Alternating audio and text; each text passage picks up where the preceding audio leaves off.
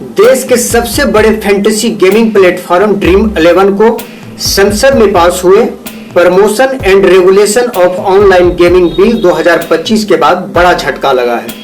इस कानून ने रियल मनी वाले सभी ऑनलाइन गेम्स पर रोक लगा दी है, चाहे यह स्किल बेस्ड गेम हो या चांस बेस्ड। अब फैंटेसी स्पोर्ट्स, पोकर और रमी जैसी एप्स पर पैसे लगाकर खेलना गैर कानूनी हो गया है।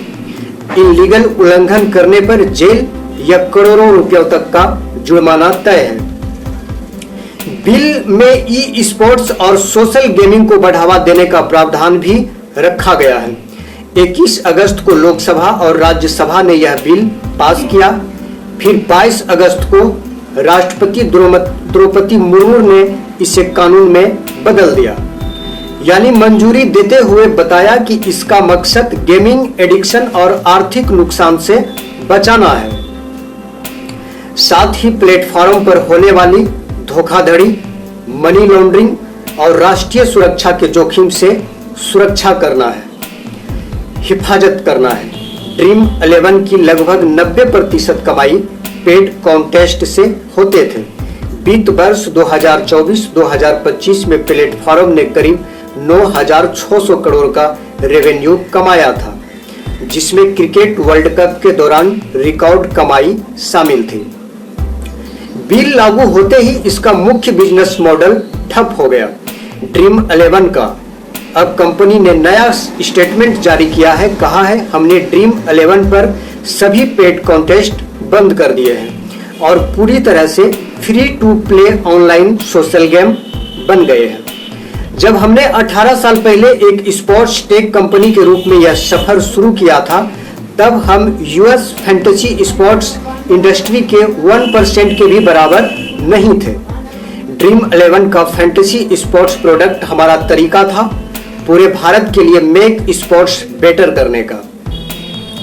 इस जुनून, विश्वास और made in India for India boy Indians की भावना के साथ हम दुनिया का सबसे बड़ा फैंटेसी स्पोर्ट्स प्लेटफॉर्म बन गए। हम हमेशा से एक कानून का पालन करने वाली कंपनी रहे हैं और कानूनों के अनुसार अपना बिजनेस चलाते आए हैं। हालांकि हमारा मानना है कि प्रोग्रेसिव रेगुलेशन से सही दिशा होती, लेकिन हम कानून का सम्मान करेंगे और the promotion and regulation of online gaming law 2025 का पूरा पालन करेंगे। हमारे पास फैन कोड, ड्रीम सेट, गो और ड्रीम गेम स्टूडियो जैसे शानदार स्पोर्ट्स टेक बिजनेस है। साथ ही ड्रीम स्पोर्ट्स फाउंडेशन भी है। यह सभी हमारे मेक स्पोर्ट्स बेटर के बीज को आगे बढ़ाएंगे और हमारे माननीय प्राइम मिनिस्टर के भारत को ग्लोबल स्पोर्ट्स सुपर पावर बनाने के सपने को पूरा करने में मदद करेंगे।